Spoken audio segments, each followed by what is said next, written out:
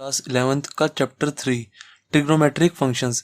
Guys, जिसने भी class 10th में ट्रिग्नोमेट्री नहीं पढ़ी वो टेंशन मत लेना कि मेरे को ट्रिग्नोमेट्री समझ नहीं आएगी क्लास 11th की। ऐसा कोई टेंशन मत लेना, मैं बिल्कुल बेसिक से पढ़ाऊंगा, हर एक बच्चे को समझ आएगी। तो अब सबसे पहले देखते हैं ट्रिग्नोमेट्री हमारा होता क्या है। ट्रिग्नोमेट्री जो है ना हमारा, ये ग्रीक वर्ड से आया, ट्रिगोन प्लस मेट्रोन। इसका मतलब क्या होता है? ट्रिगोन का मतलब है ट्रायंगल, ट्रायंगल। एंड मेट्रोन का मतलब है मेजरमेंट, मतलब मेजर करना। ट्रिग्नोमेट्री का मतलब क्या हो गया? ट्रायंगल का मेजर करना, मतलब ट्रायंगल में उसके एंगल्स भी आ गए, साइड्स भी आ गई, उनको मेजर करना, उनसे मतलब खेलना, उसको हम ट्रिग्नोमेट्री कहते हैं। एंगल इतना है तो साइड इतनी होगी, साइड इतना है तो एंगल इतना होगा, ये सब करना ना ट्रिग्नोमेट्री में आता है। और इसके फंक्शंस को क्या कहते हैं? Trigonometric functions. जैसे f x is equals to sine x हो गया, ये हमारा फंक्शन है। जैसे हो गया g x is equals to cos x हो गया, ये भी एक हमारा फंक्शन है। फंक्शन वो होते हैं जैसे हम यहाँ पे एक्स की वैल्यू डालेंगे, हर एक्स की वैल्यू डालने पर एफ एक्स अलग आएगा। यहाँ भी जितनी भी एक्स की वैल्यू आप डालोगे उससे जी एक्स अलग आएगा। जब भी हम एक्स की वैल्यू डाल रहे हैं और एफ एक्स हर बार अलग आए, उसको हम फंक्शंस कहते हैं। जैसे देखो यहाँ पे मैं डालूँ साइन, अगर मैं यहाँ पे डालूँ साइन जीरो, साइन जीरो, तो वो क्या होगा? साइन जीरो हमारा जीरो होता है, हमें पता है। जिसको भी ट्रिग्नोमेट्रिक रेशोज नहीं आती ना, जैसे साइन साइन जीरो क्या होता है, साइन 30 क्या होता है, साइन 45 क्या होता है, टेंशन मत लेना, वो 3.2 कराने से पहले मैं यही सब कराऊंगा। अभी बस थोड़ा सा समझ लो। जैसे साइन जीरो जीरो होता है, ठीक है। अगर ऐसे ही मैं साइन यहाँ पे एक्स की जगह में डालता, साइन 30 डालता, जैसे f x is equal to sine 30, मैंने ये डालता, तो साइन 30 क्या होता है? 1/2 एफ एक्स आ गया मेरा ये। तो मैंने क्या समझाया आपको, जब हम एक्स की वैल्यू चेंज करेंगे तो हमेशा एफ एक्स अलग आएगा। देखो यहाँ पे एफ एक्स जीरो है, यहाँ पे एफ एक्स जो है हमारा 1/2 है। हमने एक्स की वैल्यू जीरो से कर दी 30, हर बार एक्स की वैल्यू चेंज आ रही है, तो मतलब ये हमारा फंक्शन है, ये हमारे फंक्शंस होते हैं। ऐसे ही जी एक्स के साथ होगा, जब भी हम एक्स की वैल्यू अलग अलग रखेंगे तो हमेशा जी एक्स अलग अलग आएगा, इसको हम फंक्शंस कहते हैं। तो ये हो गया हमारा ट्रिग्नोमेट्रिक फंक्शंस। गाइस, मैं बिल्कुल बेसिक से स्टार्ट करूंगा, ठीक है, टेंशन मत लेना। तो सबसे पहले क्या हो गया? सबसे पहले आएगा हमारा एंगल्स। एंगल्स क्या होते हैं? जैसे एंगल्स होते हैं, ये हमारी होगी, ये जैसे मैंने कोई बेस लाइन ले ली, बेस लाइन मैंने इसको ले लिया, बेस लाइन कह लो या इनिशियल इनिशियल साइड कह लो, एक ही बात है। इनिशियल साइड एक ही बात है, ठीक है, दोनों बेस लाइन कह दिया मैंने इसको। ये कोई बेस लाइन है मेरी, और मैंने कोई टर्मिनल टर्मिनल लाइन ले ली, ऐसे कोई ले लिया, टर्मिनल लाइन कह लो या टर्मिनल साइड कर लो, टर्मिनल लाइन, ये ले लिया मैंने। तो जो ये हमारा एंगल बनता है ना, ये वाला, ये हमेशा प्लस थीटा बनेगा। क्यों? क्योंकि देखो, जितने भी मेरे एंगल्स होते हैं ना, जैसे मेरी बेस लाइन थी और ये मेरी टर्मिनल लाइन थी, जितने भी एंगल हमारे बेस लाइन से शुरू होके ऐसे जाते हैं एंटी क्लॉकवाइज, वो हमेशा पॉजिटिव आते हैं। ये देखो, ये चीज़ एंटी क्लॉकवाइज है, जब हम ऐसे जाते हैं तो एंटी क्लॉकवाइज नहीं होता एंगल। देखो, बेस लाइन से हमने हमने स्टार्ट करना है और ऊपर जाना है, टर्मिनल लाइन तक जाना है, बेस लाइन से टर्मिनल लाइन तक ऐसे जाना है ऊपर। तो जब हम बेस लाइन से टर्मिनल लाइन तक एंगल बनाते हैं, अगर वो एंटी क्लॉकवाइज बन रहा है, एंटी क्लॉकवाइज क्या होता है? ऐसे, क्योंकि हमारी एंटी क्लॉकवाइज है। क्लॉकवाइज क्या होता है हमारा? ऐसे। क्लॉक क्योंकि हमारी ऐसे चलती है, जो हमारी घड़ी की सुई ऐसे चलती है ना, देखो ऐसे ऐसे ऐसे, तो ये फिर हमने एरो इस साइड बनाया। एंटी क्लॉकवाइज होता है ऐसे, ये हो गया हमारा क्लॉकवाइज, और ये हो गया एंटी क्लॉकवाइज। सही है। जब हमारा एंटी क्लॉकवाइज कोई भी एंगल बनता है ना, देखो अभी ये मेरी बेस लाइन थी, ये मेरी टर्मिनल लाइन थी, अब मैंने बेस लाइन से ऊपर गया, टर्मिनल लाइन ऐसे ऐसे एरो जा रहा है, देखो ऐसे की तरह, ऐसे की तरह एरो जा रहा है, ऐसे और आगे ऐसे चला जाएगा। तो जब भी हमारा ऐसे नीचे से एंगल ऐसे जाए ना एंटी क्लॉकवाइज, तो वो हमारा पॉजिटिव एंगल होता है। अब ऐसे ही देखो नेगेटिव एंगल क्या होता है। ऐसी हमारी ये बेस लाइन होगी, ये हमारी बेस लाइन होगी, ये टर्मिनल लाइन होगी, सही है, और एक ये टर्मिनल लाइन होगी मेरी। दो बना दी मैंने इसमें, एक ये टर्मिनल लाइन होगी, एक ये टर्मिनल लाइन होगी।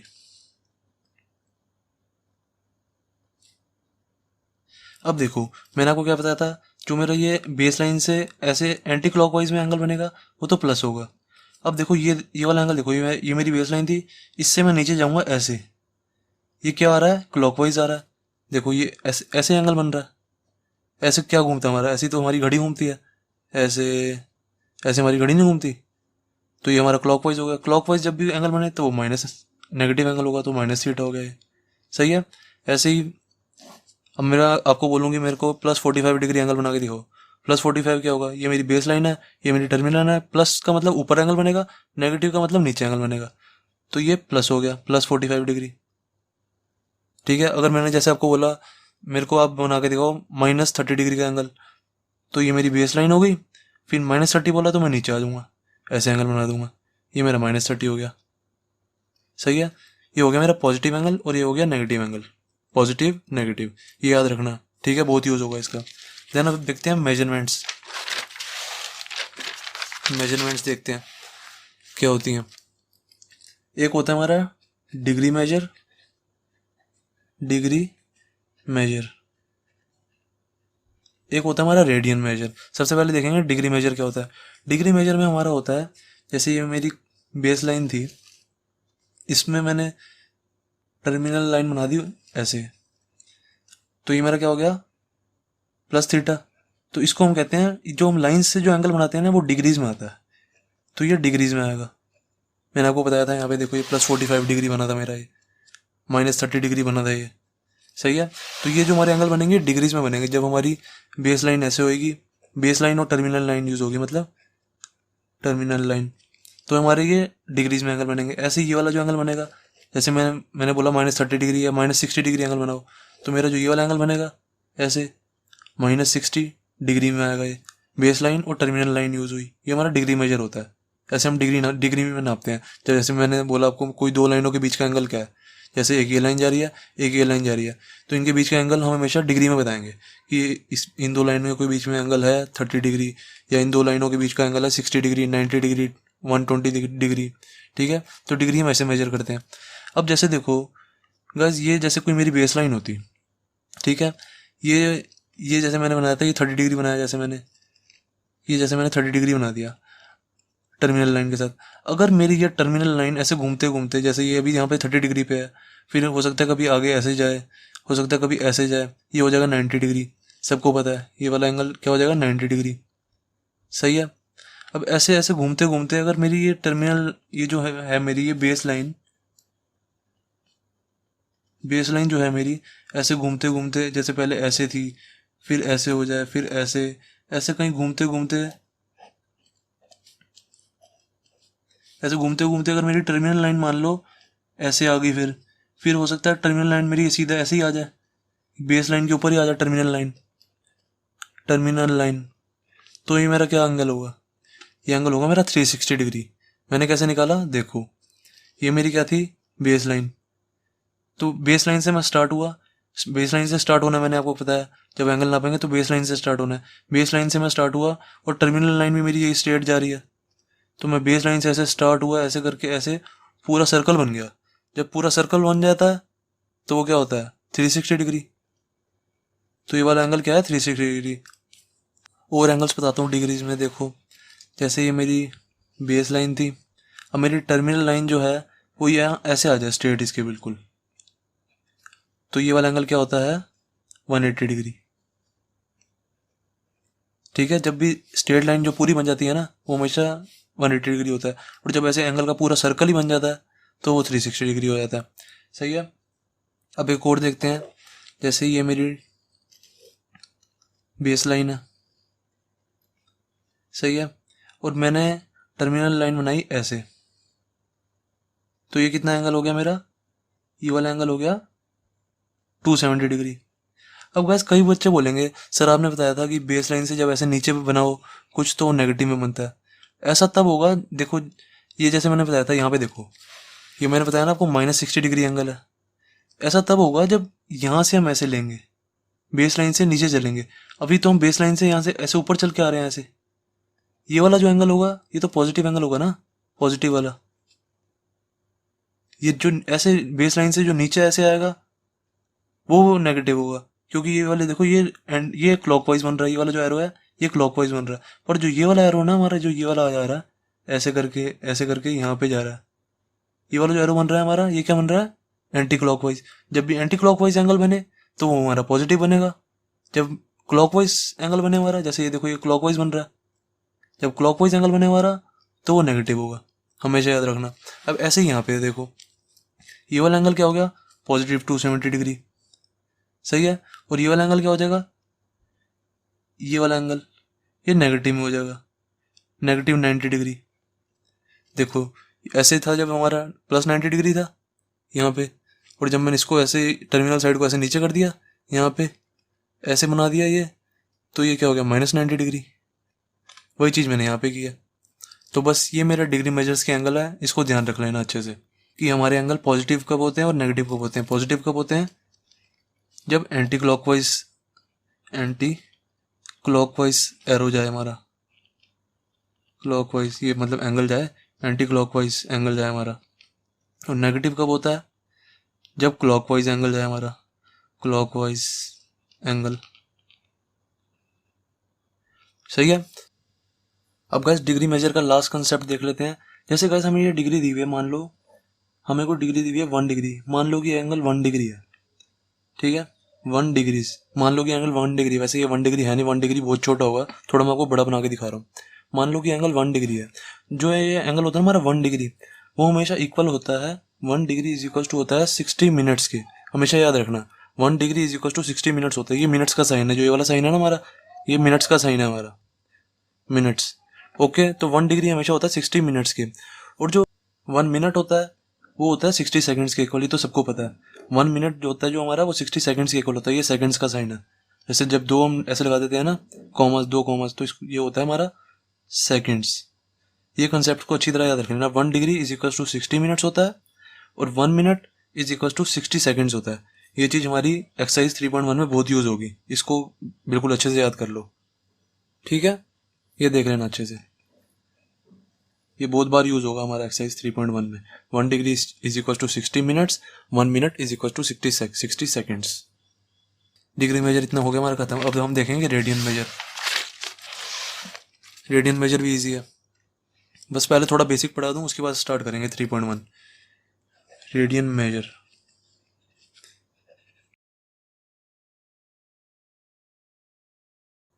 रेडियन मेजर क्या होता है हमारा, जैसे कोई मैंने एक सर्कल बनाया जिसकी रेडियस मैंने ली 1 यूनिट, रेडियस ली मैंने 1 यूनिट, यूनिट इधर कुछ भी हो सकती है, चाहे 1 सेंटीमीटर कह लो, चाहे 1 मीटर कह लो, चाहे 1 किलोमीटर कह लो, कुछ भी यूनिट की जगह कुछ भी आ सकता है, इसलिए यहाँ पे यूनिट लिखा हुआ है। मैंने रेडियस लिया, रेडियस कोई भी मैंने सर्कल बनाया और उसकी रेडियस क्या ली, 1 यूनिट, मतलब 1 यूनिट की ऐसे रेडियस खोल के मैंने ऐसे सर्कल बनाया, ठीक है, कंपास से। तो मैंने 1 यूनिट की रेडियस लेके सर्कल बना दिया, यहाँ पे रेडियस लिख लो, क्या है, 1 यूनिट। अब क्या कह रहे हैं, अगर हम इस सर्कल की कोई भी आर्क लें, कोई भी आर्क कहीं भी ले लो, जैसे मैंने यहाँ से यहाँ तक ले लिया आर्क, और उस आर्क की लेंथ ले 1 यूनिट, जितनी यूनिट की रेडियस है उतनी यूनिट की अगर मैं लेंथ लूँ, मतलब आर्क की लेंथ लूँ, यहाँ से लेके मैंने यहाँ तक ले लिया, तो ये जो आर्क है ना, हमेशा ये सर्कल के सेंटर से 1 रेडियन एंगल बनाती है, सर्कल के सेंटर से 1 रेडियन एंगल।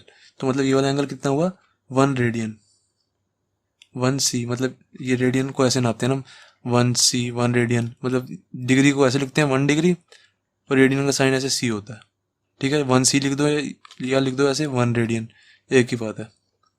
डिग्री का साइन ऐसे सर्कल होता है, रेडियन का साइन ऐसे C बना देते हैं हम। तो मैंने क्या बताया, जब भी हम कोई सर्कल बनाए, ठीक है, जितनी भी रेडियस का बनाए, जो मर्जी, उतनी ही आर्क की हम लेंथ ले लें।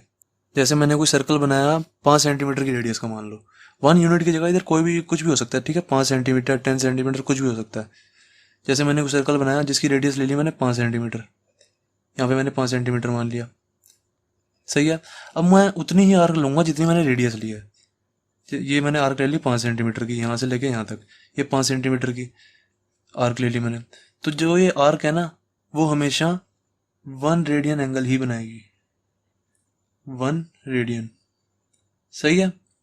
सबको समझ आ गया ये चीज़। तो इससे हमारा देखो क्या फॉर्मूला निकला, जो हमारा थीटा होता है वो क्या होता है, theta is equals to L/R, ये वाला फॉर्मूला निकला हमारा। कैसे निकला देखो, यहाँ पे पुट कर दो ना, देखो जैसे थीटा की जगह 1 लगाओ, 1 इज इक्वल्स टू L की जगह जो लेंथ ऑफ आर्क है, L मतलब लेंथ ऑफ आर्क, यहाँ पे लेंथ ऑफ आर्क, और आर्क का मतलब तो सबको पता है रेडियस। ये जो हमारा थीटा आया कितना है, 1 आया, मैंने यहाँ पे 1 लिख दिया। एल क्या है हमारा 5, तो मैं यहाँ पे 5 लिख दो। और रेडियस क्या है, सर्कल की रेडियस क्या है 5, तो 5/5 ये देखो इक्वल नहीं आ रहा, 5/5 कट जाएगा, 5/5 1 आ जाएगा, तो 1 = 1। इससे हमारा ये वाला फॉर्मूला बन गया यहाँ से, थीटा = L/R। इसको हम ये भी कह सकते हैं, एंगल = आर्क अपॉन रेडियस। बहुत इंपॉर्टेंट फॉर्मूला है ये, मैथ्स के कई क्वेश्चंस करेगा, और जिसने फिजिक्स केमिस्ट्री मैथ्स ली हुआ है उसकी फिजिक्स में ये बहुत इंपॉर्टेंट फॉर्मूला है, मैक्सिमम ऑफ चैप्टर्स में यूज होगा ये। Angle = arc upon radius. एक चीज हमेशा याद रख लेना, ये जो एंगल होगा ना ये वाले फॉर्मूले में, एंगल = आर्क अपॉन रेडियस या थीटा = L/R, ये दोनों एक ही फॉर्मूले हैं। इनमें जो हमारा एंगल होगा वो हमेशा रेडियन में होगा। एंगल, इस चीज को बिल्कुल स्टार बना के लिख लेना, angle will always be in radian. इस चीज को बिल्कुल स्टार बना के लिख लो, angle will always in radian, इधर इस वाले फॉर्मूले में एंगल = आर्क अपॉन रेडियस। इससे आपके कई क्वेश्चंस हो जाएंगे, ठीक है। अब गाइस देखते हैं most important topic, relation between degree and radians. देखो इसमें क्या होता है, जैसे हमने अभी ये फॉर्मूला पढ़ा है, थीटा = L/R, ये हमने फॉर्मूला पढ़ा है ना। इसमें हमने क्या करना है, L = 2πr रखना है। ऐसा क्यों, देखो जैसे अभी हमने रेडियस, अभी जो हमने ये आर्क ली थी, L लिया था, जो लेंथ ऑफ आर्क ली थी, ये इतनी सी ली थी, यहाँ से लेके यहाँ तक। हो सकता है मैं इसको यहाँ से लेके यहाँ तक भी ले सकता था, सही है, यहाँ से लेके यहाँ तक इतनी भी ले सकता था मैं।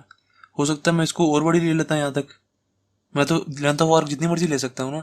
मान लो कि मैंने लेंथ ऑफ आर्क ले लिया पूरा का पूरा सर्कल ही, तो पूरा का पूरा सर्कल की लेंथ क्या होती है 2πr, क्योंकि सर्कमफेरेंस ऑफ सर्कल होती है हमारी 2πr। तो मैंने मान लो कि लेंथ ऑफ आर्क ले लिया 2πr,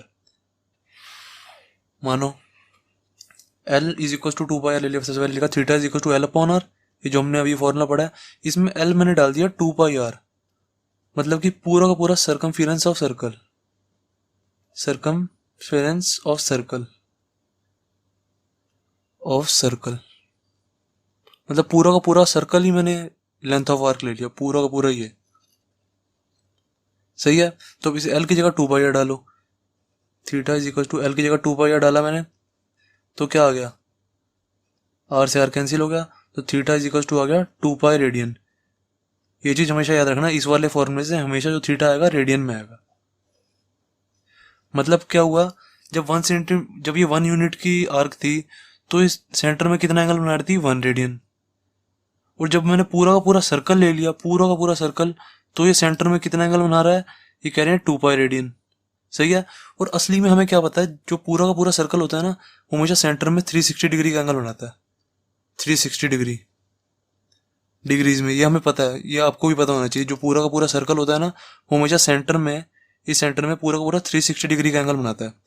और इस फॉर्मूले से हमने क्या निकाला है, जो हमारा सर्कल है, ये सर्कल ही तो है एक तरह का 2πr, सर्कमफेरेंस ऑफ सर्कल, जो हमारा सर्कल है वो सेंटर में 2π रेडियन एंगल बना रहा है। तो मतलब 2π रेडियन = 360 डिग्री नहीं हो गया, क्योंकि ये पूरा का पूरा सर्कल सेंटर में 2π रेडियन एंगल बना रहा है, और इधर जो हमें पता है जो सर्कल होता है सेंटर में 360 डिग्री एंगल बनाता है, तो ये दोनों इक्वल हो जाएंगे। तो क्या हो जाएगा, 2π = 360 डिग्री, चाहे यहाँ पे 2π रेडियन कह लो, 2π रेडियन = 360 डिग्री। ये हमारा मेन फॉर्मूला आ गया, 2π रेडियन = 360 डिग्री। तो यहाँ से अगर मैं सिर्फ 1π की वैल्यू निकालू, 1π रेडियन की, तो कितना आ जाएगा, 360 डिग्री बाय 2 हो जाएगा ये, तो कितना हो जाएगा 180 डिग्री। तो इसका मतलब क्या हुआ, 1π रेडियन कह लो चाहे π रेडियन कह लो, एक ही बात है। 1π रेडियन = π रेडियन, एक ही बात है, 1 लिखो ना लिखो एक ही बात होती है, = 180 डिग्री हो गया। अब ये जो फॉर्मूला है ना, इस फॉर्मूले से हमारे सब कुछ हो जाएगा, सारा का सारा रिलेशन बन जाएगा। देखो अब हमें कह रहे हैं 1π रेडियन = 180 डिग्री है, तो यहाँ से 1 रेडियन कितना बन जाएगा, वही यूनिटरी मेथड यूज कर रहा हूँ मैं। 1π रेडियन = 180 डिग्री है, तो 1 रेडियन कितना हो जाएगा, 1 रेडियन = 180 डिग्री अपॉन में पाई, सही है। 1 रेडियन = 180 डिग्री अपॉन में पाई। अब ऐसे ही अगर मैं डिग्री में निकालता जैसे मुझे दिया हुआ है 180, इसको यहाँ 180 डिग्री को इधर लिख लो, 180 डिग्री = 1π रेडियन है, ये है हमारा, इसको मैंने बस उल्टा करके लिख लिया। तो यहाँ से 1 डिग्री क्या आ जाएगा, 1 degree is equal to 1 pi upon में 180 डिग्री। रेडियन लिख लो, या यहाँ पे 1 लिखो ना लिखो एक ही बात है, ठीक है ना। मैं आपको लिख के बता रहा हूँ, उससे ज़्यादा आपको अच्छी तरह समझ आएगा।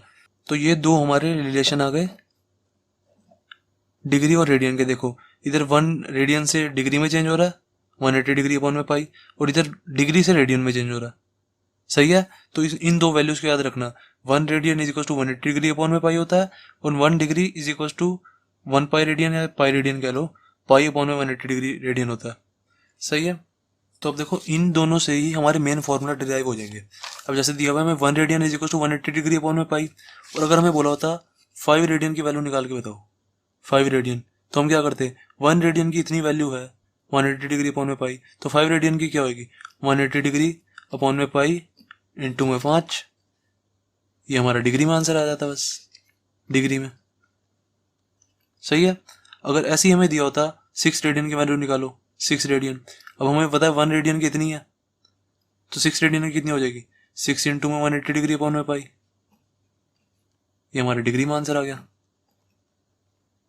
ठीक है। तो इससे हमारा क्या फॉर्मूला बन गया, डिग्री, किसी भी चीज को अगर हमने डिग्री में निकालना है तो इज इक्वल टू क्या होगा, रेडियन वाले पार्ट को मल्टीप्लाई करेंगे 180 बाई पाई से, 180 डिग्री अपॉन पाई। अगर कोई वैल्यू हमें रेडियन में दी हुई है उसको हमने डिग्री में लाना है तो 180 बाई पाई से मल्टीप्लाई करेंगे।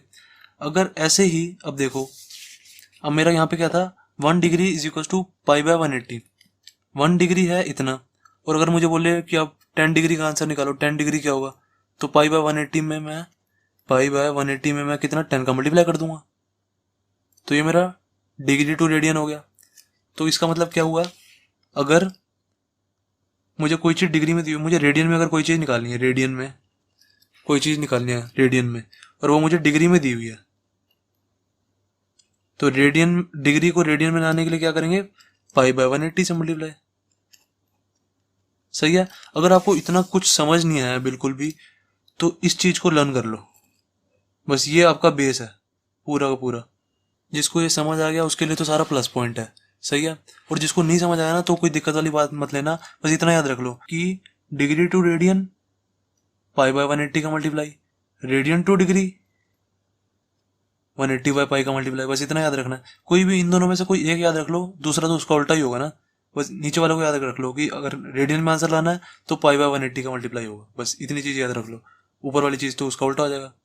बस गाइस इस वाले फॉर्मूले को जरूर याद रख लेना कि जो पाई रेडियन है इज इक्वल टू होता है 180 डिग्री। ये हमारा बहुत जगह यूज होगा, जैसे हमें पाई बाय 3 की वैल्यू निकालनी है तो हम बोथ साइड डिवाइड बाय 3 कर देंगे। जैसे पाई बाय 3 की वैल्यू निकालेंगे तो बोथ साइड 1 ये डिवाइड बाय 3 कर दो, तो क्या हो जाएगा 360 सा, तो पाई बाय 3 की कितनी वैल्यू आ गई 60 डिग्री।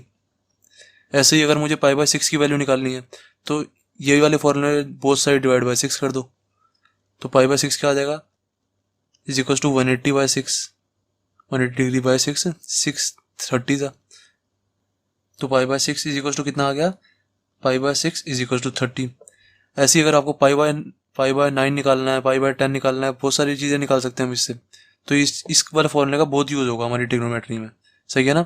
पाई बाय 6 की वैल्यू निकल सकती है इससे, पाई by 3, pi by 10, pi by 4, pi by 9, बड़ी सारी वैल्यूज निकल सकती हैं इससे। तो ठीक है, इस वाले फॉर्मूले को जरूर ध्यान रखना। ये वाला फॉर्मूला, ये जो है मेन फॉर्मूला, इसी फॉर्मूला को यूज करके ही तो ये सब आए हैं। तो ये जो फॉर्मूला है ये हमारा मेन फॉर्मूला है, ध्यान रख लेना इस बात को।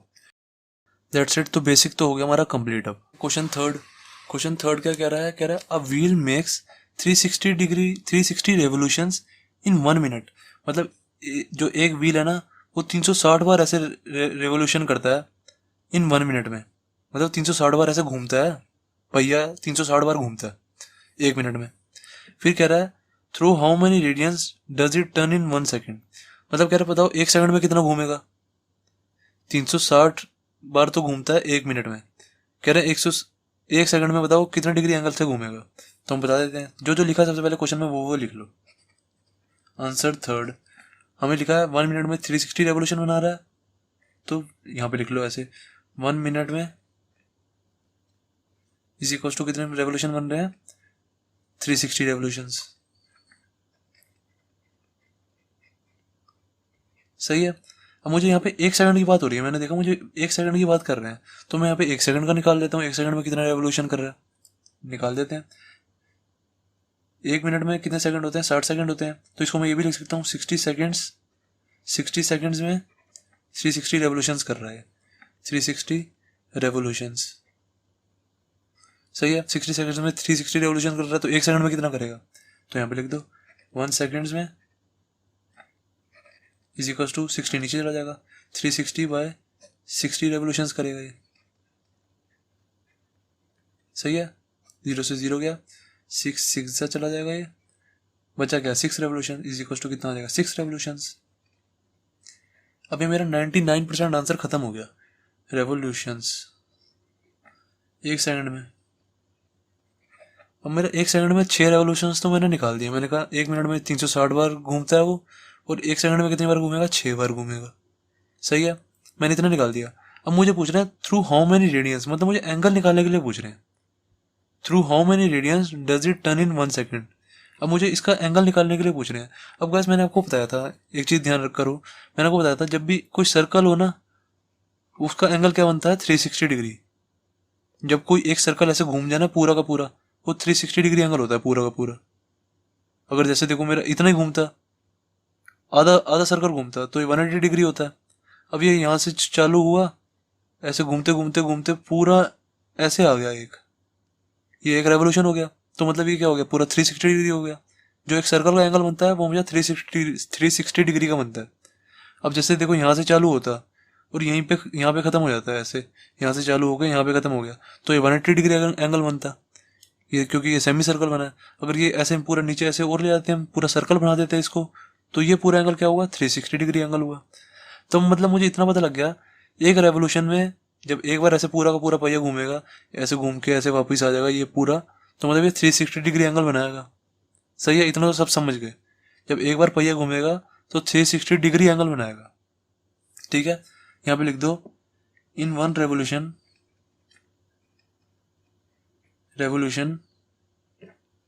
Wheel makes 360 degrees angle. सही है। अब मुझे गैस क्वेश्चन में कह रहे हैं कि रेडियंस में निकालना है, पर मुझे तो डिग्री में पता लगा। अब मैंने आपको एक और चीज़ बताई थी, याद कर लो, कि हमारा जो 1 पाई होता है ना, 1 pi is equal to 180 degree होता है। मैंने आपको बताई थी ये, चाहे आप यहाँ पे देख लो।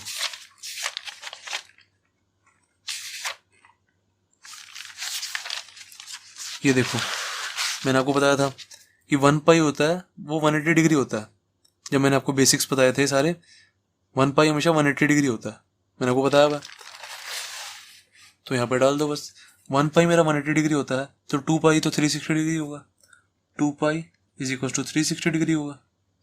तो मतलब मेरा एक रेवोल्यूशन में 360 डिग्री की जगह मैं यहाँ पे ये नहीं लिख सकता 2 पाई एंगल, 2 पाई रेडियन, मतलब 2 पाई रेडियन, क्योंकि ये मेरा जो पाई चल रहा है रेडियन में होगा, यहाँ पे ऐसे होता है रेडियन। 360 डिग्री को हम 2 पाई भी कह सकते हैं, जैसे 180 डिग्री को 1 पाई कहते हैं, 360 डिग्री को 2 पाई कह सकते हैं, 2 पाई रेडियन। तो मतलब मुझे क्या पता लगा, 1 रेवोल्यूशन में 2 पाई रेडियन एंगल बनेगा, क्योंकि 360 देखो 1 रेवोल्यूशन में मेरा 360 डिग्री एंगल बन रहा था। ऐसे देखो ना, 1 रेवोल्यूशन में is equal to 360 degree angle बन रहा है। 360 डिग्री को मैं क्या कह सकता हूँ 2 पाई एंगल, 2 पाई रेडियन। तो मतलब मेरा एक रेवोल्यूशन में 2 पाई रेडियन एंगल बन रहा है, तो 6 रेवोल्यूशन में कितना बनेगा, दैट्स इट, ये हमारा आंसर। रेवोल्यूशन में 6 रेवोल्यूशन में क्या बनेगा, 2 पाई इंटू में 6, 2 पाई इंटू में 6 कितना हो गया, 6 2 12, 12 पाई रेडियन आंसर। कुछ नहीं था इस क्वेश्चन में। अगर हमें डिग्रीज में निकालने के लिए कहते तो 360 डिग्री इंटू में 6 कर देते, जैसे अभी हमने 2 पाई इंटू में 6 किया। अगर हमें डिग्रीज में यहाँ पे कहते हैं डिग्रीज में निकालो, तो हम यहाँ पे 360 इंटू में 6 कर देते, हमारा फाइनल आंसर निकल जाता है डिग्रीज में। अब हमें रेडियन में बोला था तो हमने रेडियन में निकाल दिया। बस एक चीज़ हमेशा याद रख लेना, 1 पाई होता है 180 डिग्री, ये बहुत बार यूज होगा आपका ट्रिग्नोमेट्री में, 100 बार कम से कम यूज हो जाएगा ये। 1 pi is equal to 180 degree होता है, याद रख लेना, और 2 पाई 360 डिग्री होगा ऑब्वियसली।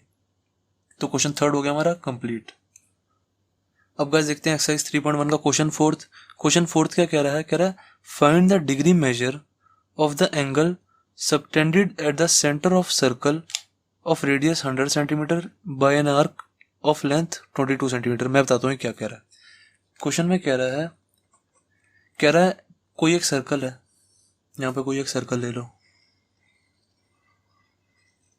कह रहा है उसमें जो एक आर्क है 22 सेंटीमीटर की, यहाँ से लेके यहाँ तक ले लो, मान लो कि ये 22 सेंटीमीटर है, यहाँ से लेके यहाँ तक ये 22 सेंटीमीटर की एक आर्क है सर्कल की, ये पूरी। कह रहे हैं ये जो आर्क है ना, इस सर्कल के सेंटर में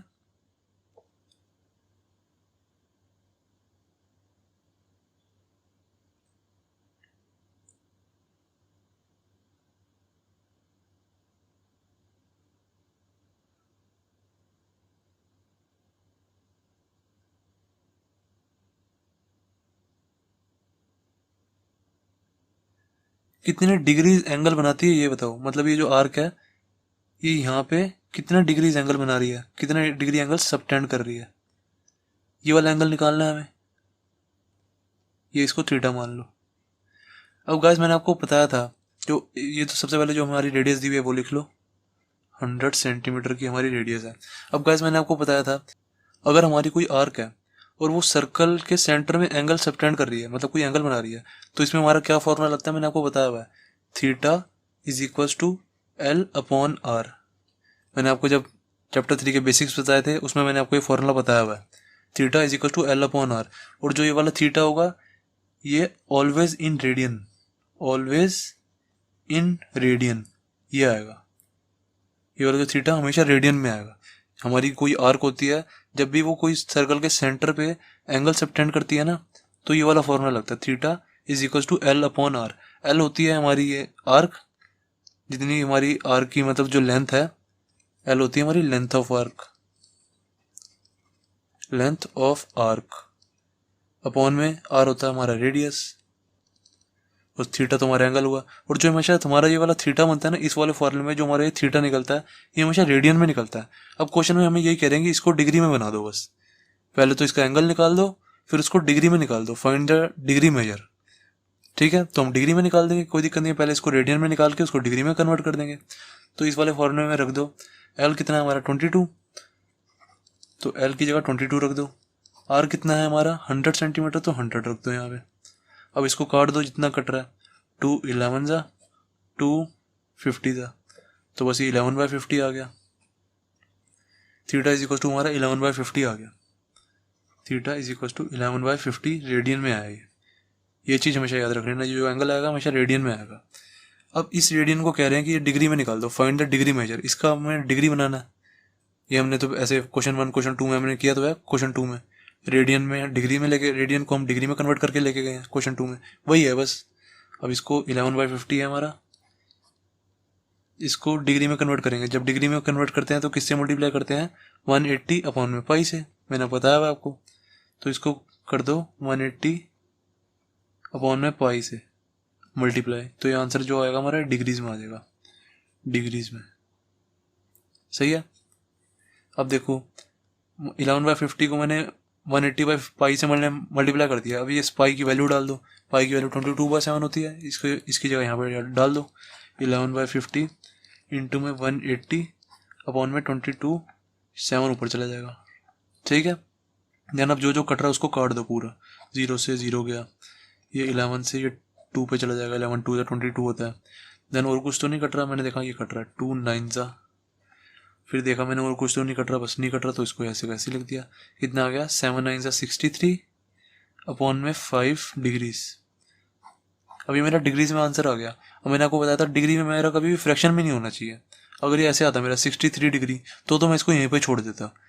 अब ये मेरा फ्रैक्शन में आ रहा है, तो इसको मैं कन्वर्ट करूँगा फिर मिनट्स में, फिर इसको कन्वर्ट करूँगा सेकंड्स में। अगर मिनट भी मेरा फ्रैक्शन में आएगा तो उसको फिर सेकंड में मेरे को कन्वर्ट करना पड़ेगा। मेरा फ्रैक्शन में नहीं होना चाहिए। अब ये डिग्री मेरी फ्रैक्शन में आ रही है, तो इसका मैं क्या करूँगा, सबसे पहले इसको डिवाइड कर दो। 63 को 5 से डिवाइड किया, कितना आ जाएगा 5 12 सा 60 होता है, बचा कितना 3। तो जो मेरा क्वोशंट आया वो मेरी डिग्री आ जाएगी, क्योंकि यहाँ पे हमारा डिग्री चल रहा है। क्वोशंट कितना है हमारा 12, तो आंसर में मेरा कितना आ गया 12 डिग्री। मैं क्या लिखूंगा, रिमाइंडर बाय डिवाइजर, ये मेरा डिवाइजर है, ये मेरा रिमाइंडर है, प्लस रिमाइंडर कितना है 3 अपॉन में divisor, plus remainder by divisor करते हैं ना, डिवाइजर कितना है 5, ये मेरा डिग्रीज में ये आ गया।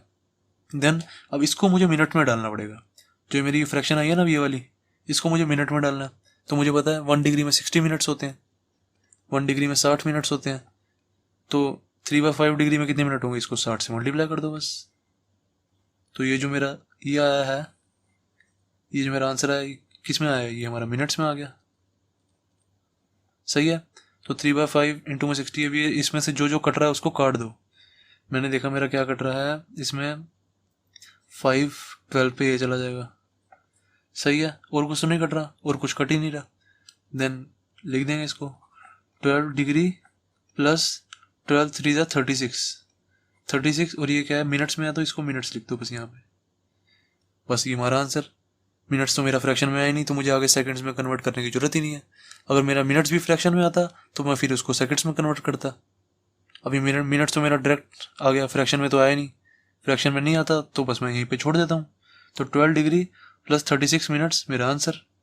इसको मैं ऐसे भी लिख सकता हूँ 12 डिग्री 36 मिनट्स, प्लस बीच में से हटाना हटा दो, चाहे यहाँ भी छोड़ दो तो भी सही है, यहाँ भी छोड़ दो तो भी सही है, कोई दिक्कत नहीं है। तो 12 डिग्री 36 मिनट्स मेरा क्वेश्चन 4 का आंसर हो गया। दैट्स इट, क्वेश्चन 4 हो गया कंप्लीट।